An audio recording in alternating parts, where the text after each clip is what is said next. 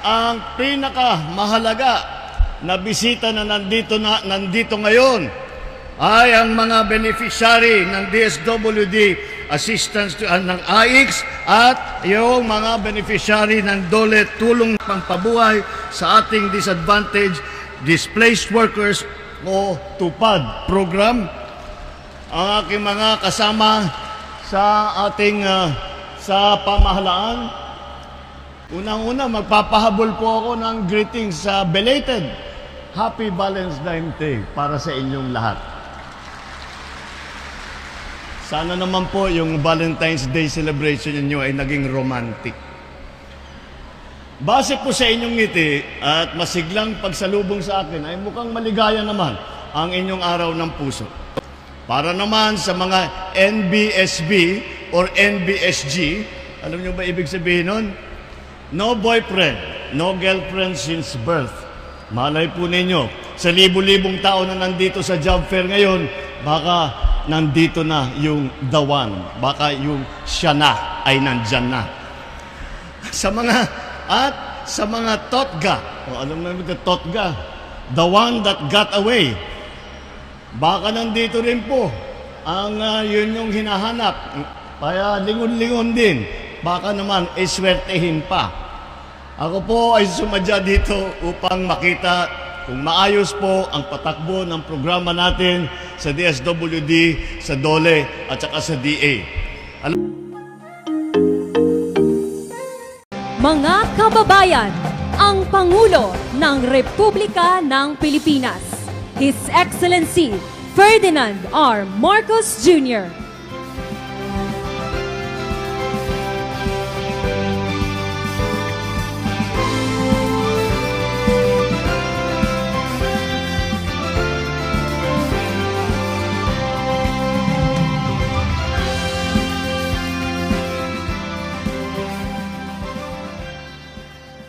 Sa puntong ito, ang ating mahal na Pangulo ay kasalukuyang umiikot sa mga kadiwa booths na may iba't ibang participants at sellers. Mamamahagi din ng tulong ang mga partner agencies ng Department of Agriculture, Department of Social Welfare and Development, at Department of Labor and Employment.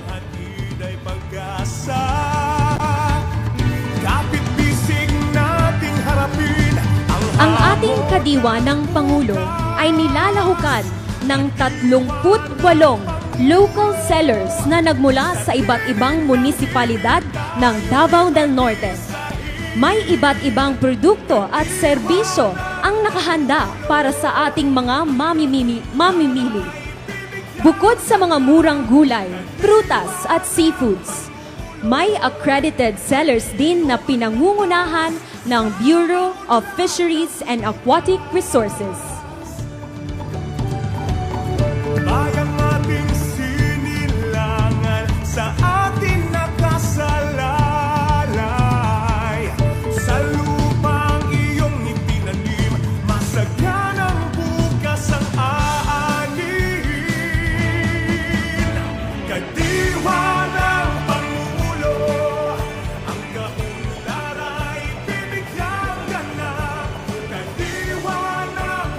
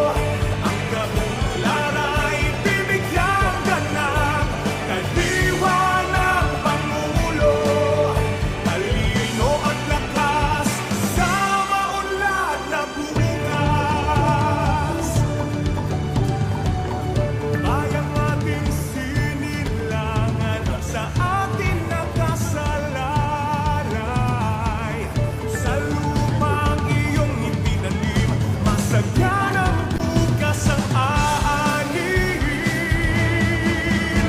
Kadiwa ng Pangulo, ang kaunlaray bibigyan ganap.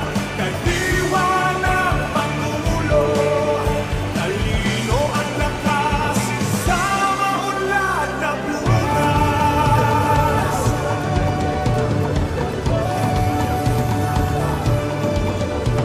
Kadiwa ng Pangulo, ang kaunlaray bibigyan ganap.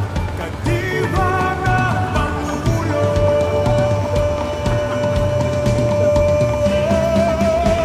kadiwa ng Pangulo, ang kaunlaray bibigyan ganap. Kadiwa ng Pangulo, talino at lakas sa maunlad na Kadiwa ng Pangulo, ang kaunlaray bibigyan ganap. Kadiwa ng Pangulo, talino at lakas sa maunlad na bukas.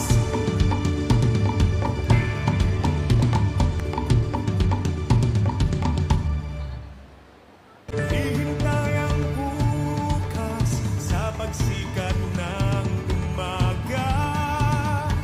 Sumisipol ang tulong sa pinulang hatid ay pag-asa. Kapit-bisig nating harapin ang hamon ng bukas. Kadiwa ng Pangulo. Maraming salamat po, mahal na Pangulo, sa pagbisita sa ating mga booth sellers and Kadiwa participants. Sa puntong ito, ang ating mahal na Pangulo ay kasalukuyang umiikot sa employers' booths upang kamustahin ang ating mga job seekers. Ang DOLE Job Fair ay mayroong 28 participating employers na handang tumanggap ng aplikasyon ng mahigit 4,000 job seekers at beneficiaries ng DSWD AX at DOLE Tupad payouts. Muli, mga kababayan, ang Pangulo ng Republika ng Pilipinas, His Excellency Ferdinand R. Marcos Jr.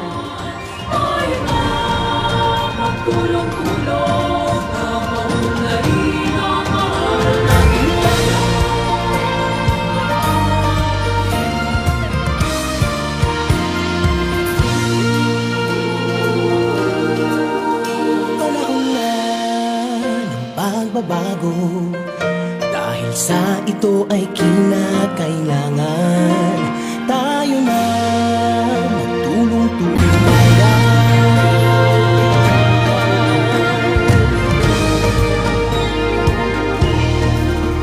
Panahon na ng pagbabago, at iayos ang mga dapat ayusin. Dapat na Maaari na po tayong umupo. ng bawat mamamayan dito sa atin. Ang pagbabago patungo sa Para sa panimulang bahagi ng ating programa, inaanyayahan po natin si Tagum City Mayor Ray Uy upang magbigay ng kanyang pambungad na talumpati.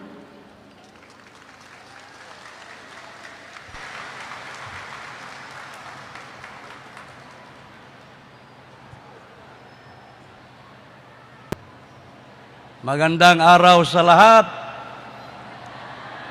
To His Excellency, President Ferdinand Bongbong Marcos Jr., to our esteemed local and national officials, distinguished guests, partners from various government agencies, and of course to all Tagomeños who are with us today. It is my honor to welcome you all to our Trabaho sa Bagong Pilipinas. This event is not only a jobs fair. This marks the continuous efforts of our national government, led by His Excellency President Bongbong Marcos, together with our city government, in ensuring that we provide endless opportunities for our people to thrive.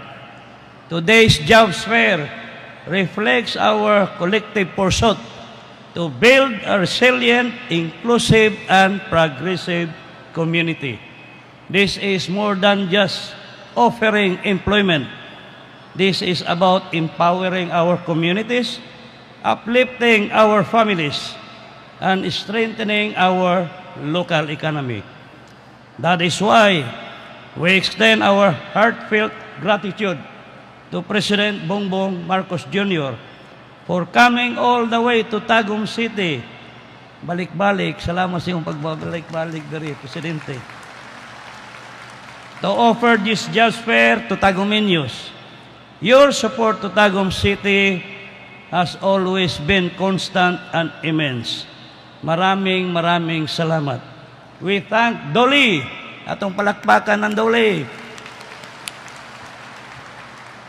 All of the government agencies who are part of this event and our partners who made this job fair possible. We also thank DSWD, led by Secretary Rex Gatchalian, for bringing another batch of the AX program today. This time for our thousands of 4-piece beneficiaries both in Tagum City and the municipality of Carmen. And we also have the kadiwa ng Pangulo here at the City Hall Atrium, facilitated by our Department of Agriculture. Ito palakpakan. A great initiative to bring the products of farmers closer to everyone. I invite you all to visit their market and support our local farmers. Under the leadership of our President, our city government will continue to support initiatives that uplift our community and drive sustainable development. Because when we uplift our people, we uplift our entire city. And we strengthen our city, we strengthen our nation. Mabuhay ang Tagum City, mabuhay ang ating mahal na Pilipinas. Maraming salamat po, Mayor Uy. Sa puntong ito, inaanyayahan po natin si DOLE Secretary Bienvenido E. Laguesma upang ipakilala ang ating panauhing pandangang.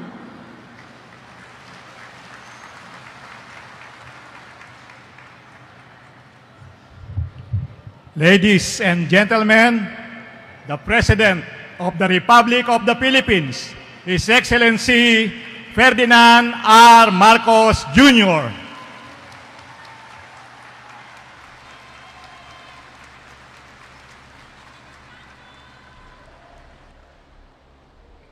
Maraming salamat sa ating kalihim ng DOLE, Secretary Benny Laguesma, sa iyong pagpakilala. Andito rin po ang ating DSWD Secretary, Secretary Rex Gatchalian, at kasama natin ang Special Assistant to the President, Secretary Anton Lagdameo. Andito rin po kasama natin ang Mindanao Development Authority, Secretary Leo Magno. Babati rin ako sa ating butihing City Mayor ng Tagum, Mayor Ray Uy. Davao del Norte, Vice Governor De Carlo Oyo Uy. At ang pinakamahalaga na bisita na nandito ngayon ay ang mga beneficiary ng DSWD assistance ng AIX at yung mga beneficiary ng DOLE tulong pampabuhay sa ating disadvantaged displaced workers o TUPAD program. Ang aking mga kasama sa ating sa pamahalaan, magandang hapon po, maayong adlaw kaninyong tanan. Unang-una, magpapahabol po ako ng greetings sa belated Happy Valentine's Day para sa inyong lahat. Sana naman po yung Valentine's Day celebration niyo ay naging romantic. Base po sa inyong ngiti at masiglang pagsalubong sa akin ay mukhang maligaya naman ang inyong araw ng puso. Para naman sa mga NBSB or NBSG, alam niyo ba ibig sabihin nun? No boyfriend, no girlfriend since birth. Malay po ninyo, sa libu-libong tao na nandito sa job fair ngayon, baka nandito na yung the one. Baka yung siya na ay nandyan na. Sa mga totga, alam mo yung totga, the one that got away. Baka nandito rin po ang yun yung hinahanap. Kaya lingon-lingon din. Baka naman swertehin pa. Ako po ay sumadya dito upang makita kung maayos po ang patakbo ng programa natin sa DSWD, sa DOLE at saka sa DA. Alam niyo po, ang serbisyo namin sa gobyerno tulad ng pagmamahal, buo, kompleto at hindi nang iiwan. Meron po tayong job fair at lahat ng kailangan ninyong dokumento mula sa gobyerno para sa paghahanap ng trabaho, andyan na rin. Pagkatapos niyo pong maghanap ng trabaho, maaari naman kayong makapamili ng mga murang produkto. Sa Kadiwa naman, ang job fair po na ito ay inorganisa ng iba't ibang ahensya ng gobyerno tulad ng DOLE at saka ng DSWD. Kasama lagi ang ating mga LGU. At kailangan maganda ang kanilang coordination para mabuo, maging maganda ang ating mga job fair, ating pagbibigay sa 4Ps at yung ating Kadiwa. Ito ay bilang pagtupad sa aming mandato at sa aming pangako na itaas ang antas ng pamumuhay ng bawat pamilyang Pilipino, lalong-lalo na sa ating mga benepisyaryo ng 4Ps at saka ng tupad. Patuloy din namin pinapalakas ang paghahatid ng mga serbisyo para sa inyong lahat upang matulungan kayo na makahanap ng trabaho at magsilbing hakbang tungo sa pagkamit ng inyong mga pangarap sa buhay at para sa inyong mga pamilya. Hindi lang bastang pagbibigay ng trabaho, ginagawa rin natin ang tinatawag na matching. Pinagbabagay po natin yung mga kakayahan ng mga naghahanap ng mga aplikante doon sa trabaho kung saan bagay siya, kung anong klaseng trabaho na kaya niyang gawin. Ito ay ang paghahanap ng trabaho na akma sa inyong kasanayan upang matiyak na ang inyong hanapbuhay ay tumutugma sa inyong pagkakaalam. Sa ganitong parang, masisiguro natin ng inyong talento, galing at husay ay nabibigyan ng halaga. Narito rin po ang ilang ahensya ng gobyerno tulad ng Public Employment Service Office, andito rin po ang NBI, SSS, Pag-ibig, PSA, upang magbigay ng mga dokumento, ng mga clearance at iba pang mga impormasyon at dokumento na kinakailangan ninyo sa paghahanap ng trabaho. Narito rin ang DTI, ang PRC, DepEd, TESDA, nandito po silang lahat para hingan ninyo ng gabay, ng tulong, ng advice kung meron kayong gustong malaman tungkol sa inyong karapatan bilang manggagawa at kung paano kayong magiging matagumpay sa inyong karir. Baka pwede rin po silang magbigay, dahil Valentine's, baka meron din silang love advice. Kaya nagpapasalamat ako sa lahat ng dumalo rito. Ating mga benepisyaryo, ang mga empleyado, ang mga employer, at lahat ng mga nagbigay daan upang matuloy ang programang ito. Nakita nga namin na matagumpay ang mahigit 1,900 job fair sa buong bansa na aming isinasagawa nung nakaraang taon. Sa mga job fair na ito, on the spot, na meron nang nakakuha ng trabaho ng mahigit 66,000 individual. Noon nga pong inilunsad yung trabaho sa bagong Pilipinas para sa mga benepisyaryo naman ng 4Ps at iba pang kababayan natin nitong Enero, mahigit naman 9,000 katao po ang nag-apply at mahigit 1,000 naman ang hired on the spot. 75 nito ay 4P na beneficiary. Patunay po ito, napakagaling talaga ng Pilipino. Lahat ng ating mga kababayan. Kailangan lang ng pagkakataon katulad ng job fair na ito. Kaya naman, gagawin ko po lahat para itong programa na ito ay magkalat sa buong bansa. Hangad ko po ang inyong tagumpay.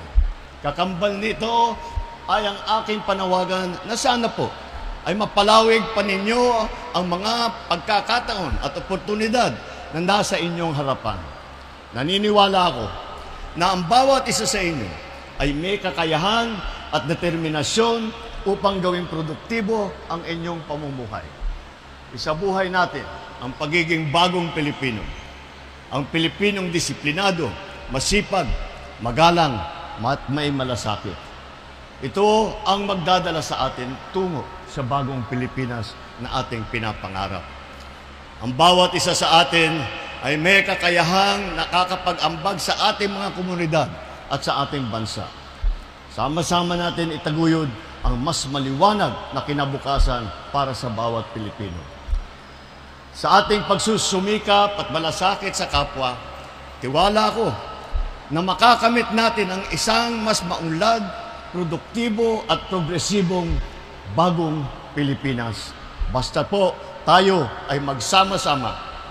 Basta po tayo ay nagtutulungan. Basta tayo ay kapit-bisig na humaharap sa mga problema na dumadating sa atin at sabay-sabay natin binibigyan ng solusyon at sabay-sabay tayong patungo sa ating minamahal na Pilipinas, na bagong Pilipinas. Mabuhay ang Davao Region! Dagang salamat! Mabuhay ang Pilipinas!